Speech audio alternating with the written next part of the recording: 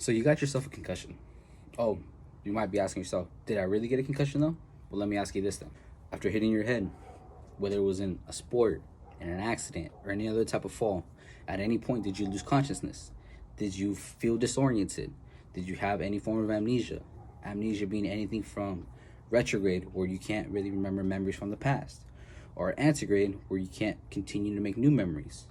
Well, if that's the case, then more likely than not, you have a concussion. Still not convinced? Let me ask you this. Are you experiencing any motor, coordination, balance, or cognitive difficulties? If that's the case, then again, more likely than not, you have a concussion. It is important that following a concussion, you receive the proper medical attention and care as soon as possible.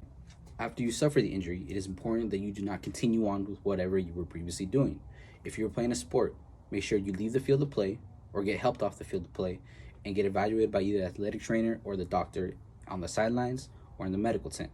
If you're in an accident or a fall, make sure you, or if you are not able to, someone around you calls 911 for the proper medical personnel. You might now ask, what do I do now? Can I go back into the game after I got evaluated? Or can I pick up after a few days of rest? Definitely not.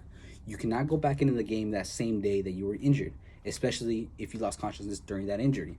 Not only that, but you cannot continue on in game time action or practice while still symptomatic. You can only return under controlled conditions and only after you get cleared by your physician.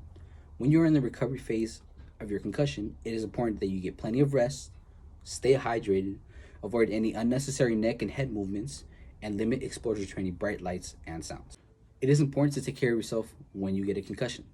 There have been more fatalities due to concussions than any other sports injury.